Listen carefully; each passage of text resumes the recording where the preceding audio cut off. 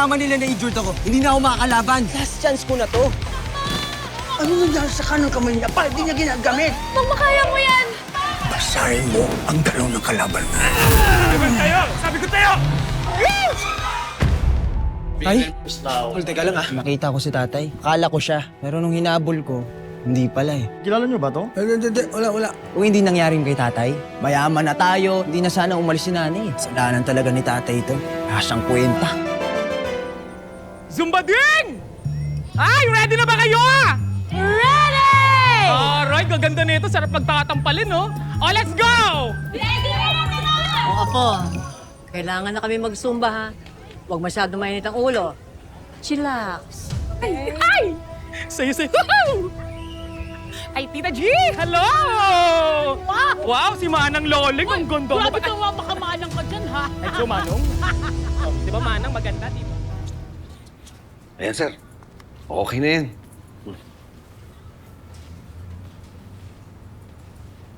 Okay na okay to, Nonoy ah. Tamang-tama. May kadate ako mamaya sa ting date. Pogi ko talaga. Sandali, magbabayad muna ako ha. Sige, sir. Bayad. Nonoy, para sa'yo talaga to. Thank you. Salamat, Pogi sir, ko ha? talaga. Ito talagang si Tupi, no? Ang tindi ng fighting spirit. Kaya mo na, mabait naman yung tao. Ikaw nga tong dapat dumidate eh. May papakilala ako sa'yo. Huwag na, wala naman akong hilig dyan. Sus! Hindi ako naniniwala. Alam mo naman si Nonoy, walang ibang iniisip yan kundi ang anak niya. O nga pala, Noy, kamusta yung lakad mo nung isang araw? Kamusta? Nanood ka ba ng laban ng anak mo? Oo, grabe. Ang galing-galing na ni Makmak. Tuwang-tuwa nga ako nung nanalo siya eh. Really, winner? Baka may picture ka dyan, pasayt naman. Naku, wala kaming picture eh. Hindi ako nagpakita sa kanya. Eh, akala ko pa namimiss mo yung anak mo. Oo, kaso paano? Hindi ko alam. Paano kung itakwil niya ako? Diyos ko, ikaw ang tatay. Bakit mo iisipin yun? Ako nga yung tatay. Pero wala naman ako ipagmamalaki sa kanya eh. Adorang tagal kong nawala. Alam mo, umaasa ako na sana meron man lang ako narating kahit papaano. Kaya lang, taon-taon umaasa ako, lumalaban. Sana swertihin. Pero hindi eh. Lagi pa rin ako natatalo. Ano mukhang iharap ko sa kanya? Beshi, boxer ka din. Hindi mo man lang ba tutulungan anak mo?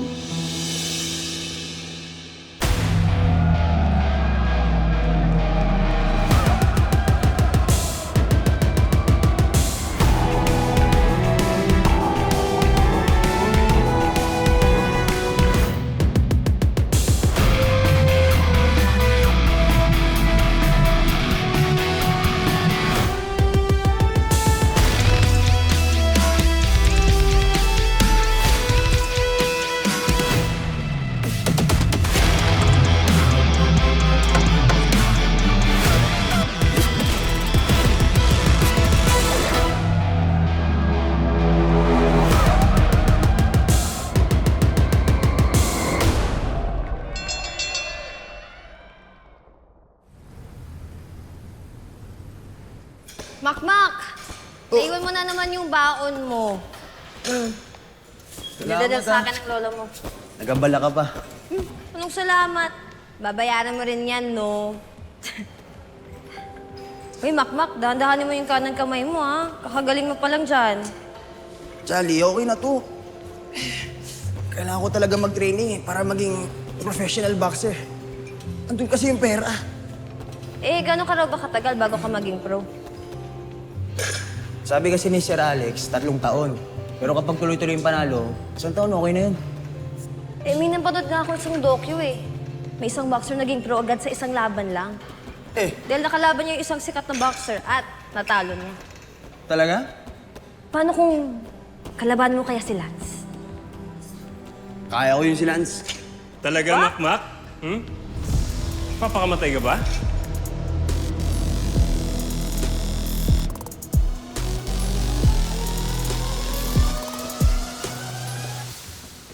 Lakas din ang trip mo eh, no? Kaya tatalo mo ako. Tingin mo, kaya mo na lahat ngayon?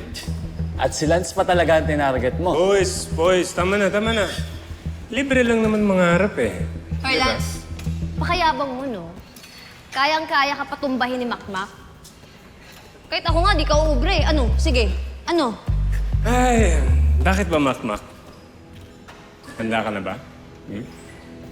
Lance, pasensya ka na. Nagkwentuhan lang kami ni Jolly eh. So, rin tayo. Tama na yan. Pair of gloves. Tara. Gising, boy. Naginip pa. Ano? Tulong pa kayo? Oh, Sige, kasali yung bata dito.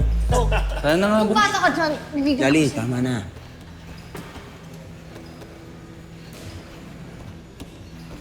Yabang talaga ng Lance na yun. Swerte nga ni Lance eh. Bakit naman? Kasi nandiyan yung tatay niya para gabayan siya. Nandiyan yung tatay niya para magmalasakit sa kanya.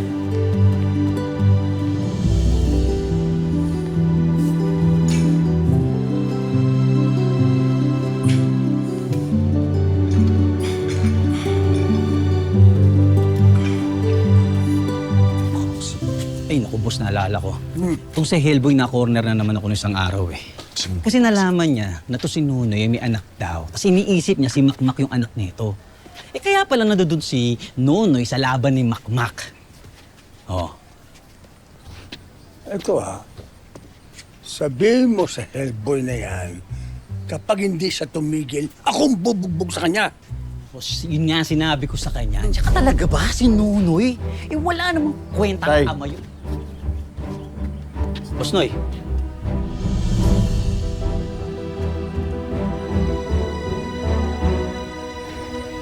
Namimiss mo na tatay mo, no? Wow, grabe sa na namimiss ah. Hindi pa pwedeng nakalala lang? Sure. Kunwari ka pa. Pwede ka naman mag-open up sa akin, ha? Hoy, Jolly. Tumigil ka nga. Iniwan niya na kami. Eh, hindi ko siya namimiss. Tigas mo, no? Hindi mo man lang ba naisip kung kamusta na kaya siya? Ano kaya lagay ni Mang Nonoy ngayon? Anong ginagawa mo dito? Gusto ko lang ko kayo makausap, Tay. Huwag mong matawag-tawag na tatay, ha? Wala akong anak na bakla!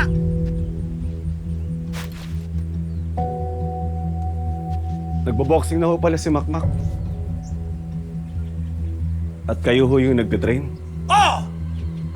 Sa wakas, may susunod na rin sa yapak ko. At hindi niya ako bibigawin! Katulad ng ginawa mo!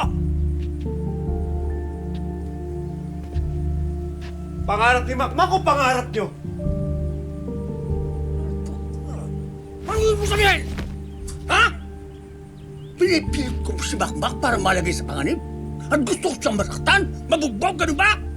Para sa sarili kong ambisyon! Ha? Gusto ko lang naman makasiguro na gusto talaga ni Makmak yung ginagawa niya. Kinuha siya! Boss! Bakit? Yun naman ang ginawa niyo sa akin, ha? Wala kang karapatang magsalita sa akin ng ganyan, ha?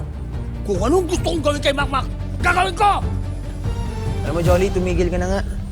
Alam mo, text ko na lang kaya si Chloe. Lulululululululu. Abot tenga ngiti, magbe-message lang.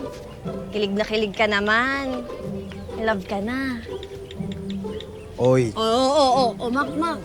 Tandaan mo may pangarap ka at may pangako ka kay Lola. Bawal ka ma-distract. Oy, Jolly, relax ka lang. Wala naman ako sa ring. Tsaka, hindi ko ulitin lahat ng nagawa ng tatay ko doon. Pero ako pa rin ang ama ni Makmak. Ama, Boss. ano sabi mo? Ama, wala kang kwentang ama! At isa pa, huwag ka nang babalik dito. Dahil lahat, ginawa mo lahat! Alam mo ang ginawa mo?